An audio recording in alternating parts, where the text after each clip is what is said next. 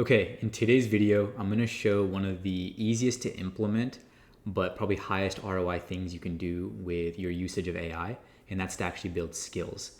Now, a lot of people are still chatting with AI, and every time they chat, they basically feed all the context that they need every single time they chat. So think about it this way, right? Like imagine you're writing a cold email campaign, and every single time that you ask, ChatGPT or Claude to write a cold email, you have to give it your, ICP, your pain points that you solve for, your value prop, your brand tone, all that information. And that just makes your AI much dumber because it starts filling up the context window with information that it might not necessarily need. So skills are an extremely powerful technique to get your AI models or AI agents to deliver on workflows in your business or your job in a very predictable way. And so what I'm going to dive into is how to actually create these skills, what are the best practices, and then also how can you take a skill that you might create in a platform like Claude and then actually use it in things like OpenAI and Gemini. And we'll actually walk through at the very end some of the skills that I use on a week-over-week basis, and I'll actually demo this in practice. Okay, before we talk about how to build a skill, let's break down what exactly makes a high quality skill and what are the accompanying files. So at the end of the day, a skill is a collection of files that you feed your AI agent so that it has extremely explicit instructions on how to accomplish a task. And so here's an example of a lead magnet creator skill. On the right, this is the real world example that I use in my business. And at the folder root, you have a SKILL.md file. These are the main instructions for your agent. And so if you think about this particular skill, and we'll actually go through the SKILL.md for the lead magnet creator in a sec. This is the instructions for your agent on how to create a lead magnet for your specific business. So the entire instructions are here. One of the best practices for the SKILL.md is to keep it under 500 lines. So it's not going to take up too much context for your agent. So this is at the root of your skill folder, and every single skill will have a skill.md file, and it contains the main instructions for what the agent needs to do for this particular skill. One other piece in the skill.md is called a YAML front matter. This is extremely important because this tells your AI agent when to use specific skills. So for example, this is a lead magnet creator. So in the YAML description, let's say I have I talk about building a financial model. Well then, if I ask Claude to create a lead magnet, Claude won't know to use this particular skill. So it's extremely important that you have highly useful descriptions and highly accurate descriptions at the start of every skill. And a pro tip here is to actually use AI to actually help you write the name and the description for each of the skills. Now, at the project root, you're going to have your skill.md, and then you're going to have subfolders within the overall skill folder. The way to think about it is these subfolders give additional information for your AI agent so they can deliver the best output for you. So here are a couple example subfolders that are very common. You can have a reference subfolder.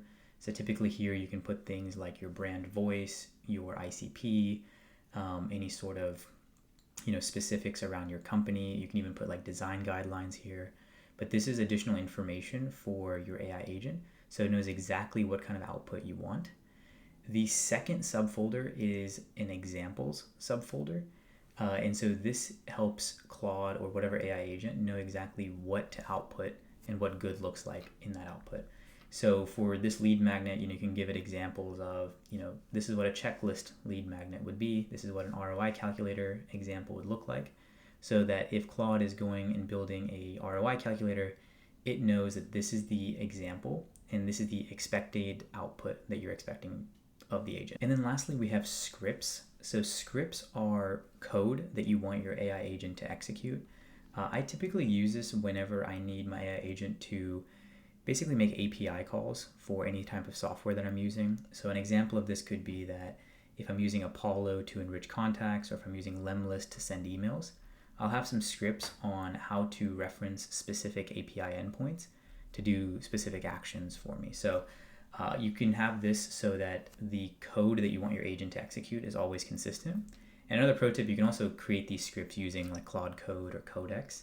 But this helps in case you want your skill to not just produce a document or an ROI calculator, but you also want it to push it to a different software platform. So it might be helpful to have some of these scripts as part of the skill file.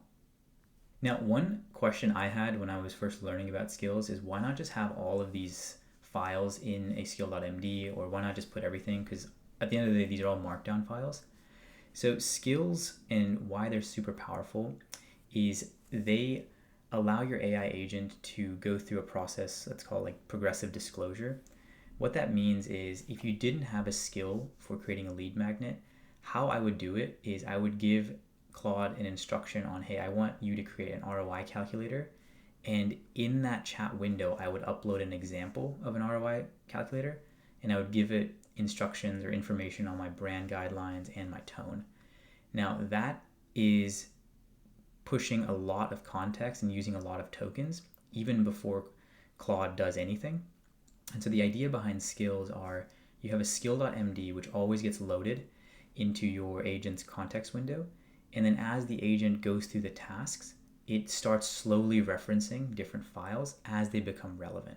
So it's a way to very efficiently manage your context window while getting a high quality output. And so here's the real world example of the lead magnet skill that I have. So the skill.md is in the root. There's a couple reference files for my brand and then some lead magnet types. I gave it a few examples. The actual output is going to be an HTML static site. So here's the template, and I gave it a few examples. I have this folder labeled as assets. You can also have this as examples as well. And then inside the assets, I also have a PNG of my logo that I want the agent to use when it's creating this static web page. All right, here's the live skill.md for the lead magnet skill. I won't go through the whole thing, it's a bit overkill, but the key things I want to call out are the name. The reason the name is important, you don't want to make this too complicated, is in the future, if you ever want to just force your agent to use a skill, you can just do the /lead-agent. So just slash in the skill name, and it'll force the agent to use the skill. And then here's the description.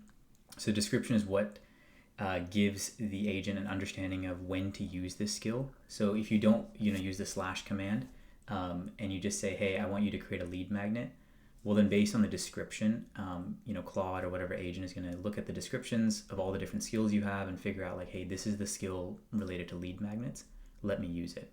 So this is super important. Please don't think this is like table stakes. Like, this is important to make sure that your agent knows when to use each of these skills. Second, if we go down here, it just gives some more information. This is the input that the agent is expecting. Here is the expected output. And then a couple things I want to call out is right here when it says, lead magnets type selection, read reference files. This goes back to the concept of progressive disclosure. So as it goes through the workflow, it figures out which files within the overall skill folder it needs to read to accomplish specific subtasks within this overall workflow. So it goes through all of this. Here's the template. So it says for the HTML web page, use this template. Here is the logo for AccuSales set here. It's right here. And then it has my brand voice. And then if you actually look here, here's the actual workflow that tells the agent exactly how to go and execute on this skill step by step, and what are the different reference files to read and when. So this is what this looks like. And then over to the right, I gave an example of another skill because this one doesn't have any scripts, but this is a skill for my agent to be able to actually use Lemlist, which is a sales outreach software.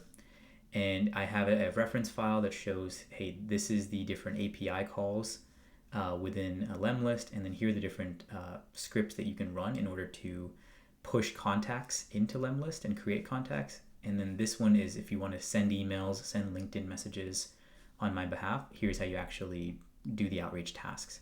So this is a way where you can actually create scripts so that the agent can actually execute commands on your behalf. Okay, let's actually talk about how to build skills now. So the easiest way to do it, if you're wanting to build skills within Claude on the desktop app, like this is great for like Claude Cowork or even chatting through Claude, is to actually start here. There's a built-in skill creator skill. So you can say, I want to build a skill to write cold emails for my company. And then Claude is actually going to walk you through a bunch of questions, and it's going to package up all like the skill.md and any reference files that it feels like might be relevant. So this is a great walkthrough to actually understand like how to use these skills and actually how to build these skills. So here, it's asking me like, okay, you're looking to build a cold email skill. It's pulling my company name just because it's in the memory of Claude.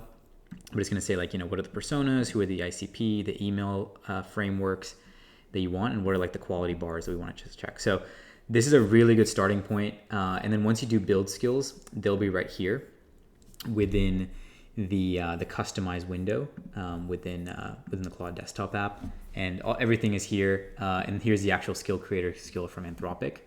One thing to call out is Anthropic also provides plugins for Cowork and Claude Code. So if you actually go into Cowork, you'll see these like personal plugins for different like departments within a company. And if you actually click into sales, there's different skills within this plugin. So the way to think about a plugin is it's skills mixed with connectors. And so here, you can have like an account research skill, competitive intelligence, draft outreach, all of that. The only caveat here is this doesn't actually have any of your personal information. So you might need to continue to actually, feed this context so it's writing the right outreach. So the skills will all live here. And then how you actually invoke them is if you come back here, you can just say like, hey, anytime you hit a slash, it pulls up the skill, and you can say, create a lead magnet for, MongoDB. And so now what it's going to do, and it'll actually show right here, it's going to start reading the creator skill. It's going to start working. It's going to go through the skill.md file. And then, it knows that I used to work at this company. So, it's pulling some from memory as well, but also going through the skill.md file. And then it's going to give me an understanding of like, okay, this is the template lead magnet we should go with. MongoDB engineering leaders. Here's the actual like MD file. And this is something that I'll feed into a different LLM to actually generate the lead magnet itself. And then here it's going to go and continue. So the idea behind doing this in Claude Cowork and like the Claude desktop app is if you're already doing a ton of your like kind of day-to-day work here, having the skill here is super powerful because, if I'm building a lead magnet or an email, it just kind of automates the flow. However, I primarily don't build my skills within the Claude desktop app. I primarily use Claude either in the terminal or in an IDE, and I build the skills files there. And the primary reason I do that is whenever you have your skills within the Claude desktop app, like if we actually go back here and see these files, this is just localized to my Claude account. So what that means is my Gemini agent can't use this. OpenAI Codex can't use these skills. And so the idea is that I want to try to get this out of Claude because skills at the end of the day are an open standard, and any AI agent, even ones that I create personally, should be able to use these files. And similarly, if you have people internally at your company, you can just download the skills file and give it to them. And when they click on it and open it up in the desktop app, it'll automatically be there and ready to use. But I'm actually going to show you how I actually build skills because I want to have that extensibility where, the skill can be used in Claude or whatever agent. Okay, let's actually go through my process for building skills. So what I usually do, it's a very similar process actually, but I'm just using this in the terminal. You can use it in IDE too, but I don't know, for some reason I like using the terminal for like creating skills. You can actually do the exact same workflow, which is like the skill creator. And it's going to walk you through questions on what does this skill need to do? Do you have any examples? What does the output need to look like? So it's going to ask a couple of things, and you just kind of answer the questions from Claude, and it'll generate a skill. The power, and I know I've been beating this a ton, is that this gets stored on your actual file system. And so other agents like Codex and Gemini or whatever agents you're building in-house can all access this skill file, and it's very quick to be able to kind of copy this to different agents. So if you actually go in here and see like, here are the bunch of skills I have. I've got a blog writer skill, one to use the Apollo API, one to write cold emails. I've got a YouTube marketer one, LinkedIn prospecting as well. So I've got all of this kind of built in, but the cool part is if we actually get out of here and go to like Codex, for example, skip the update. and we look at skills here, let's see, let's go. You can see it has the exact same access to the same skills. So in the future, if I ever want to just go all in on Codex or Gemini, I don't have to, basically recreate everything or like save everything. This is a really quick way for even like, specific workflows where maybe, the next model comes out and it's way better at it. I don't have to go do this massive migration or figure out where these files live. So that's why I like doing it through the terminal itself. And then let's actually see if we can do kind of like an end-to-end workflow. So I'm going to clear this and then I'll start Claude again. And then what I'm going to ask Claude to do is, I want you to find, 5 VPs of sales in Apollo at developer tools startups based in the US with under 200 employees, and write a cold email from AccuSales for each of them. Now, I actually don't know how this is going to work. I'm hoping, the YAML metadata will invoke these skills.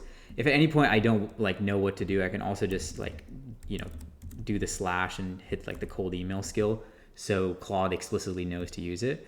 Let's try it without doing that and see if it actually picks up the skills. But in the future, if you do want it to actually use a skill, you can always just use the / for it. But I'm very curious how this is going to play out because it might just go directly to Apollo. Okay, so it's actually using the Apollo MCP versus the Apollo skill, which is more of using the API. So it's going to use the Apollo MCP instead of the Apollo skill that I created, and it's going to quickly find 5 people at these companies, and it's going to write a cold email for each. So it's going to invoke the cold email skill, which it just did, and then it's going to load up the reference files that we talked about. So AccuSales brand context, and then it's going to start researching the companies and writing. So I'm going to let this run, and then I'll see what it outputs. Okay, so Claude just finished, and now it's written an email for all 5 prospects, essentially coming from me, and it's actually showing exactly the framework. So I gave it an example of references of different frameworks that it can use, and so it's also calling out the different frameworks for each of the emails. And so it's actually a really good kind of workflow. And one of the key parts here is continuing to iterate on this, right? But this is a way for you to combine skills together in order to do very complex workflows. All right, so that's the video for today. Hopefully you guys found value in it. Skills are just a super powerful technique and another arsenal in your tool belt to be able to get the highest quality output from your AI agents. So I highly recommend you guys do it. One thing I do want to give as we part today is skills are not something that you want to fire and forget. Skills are something that you want to continue to iterate on, continue to evaluate how they're performing. So as things in your business change, continue to update the files that make up the skill, continue to update your SKILL.md. But outside that, I do post twice a week on YouTube around how I'm using AI to really help kind of become superhuman, punch above my weight class, and grow my business. If you guys find this valuable, follow me on YouTube. But outside that, I'll see you guys in the next video. See y'all.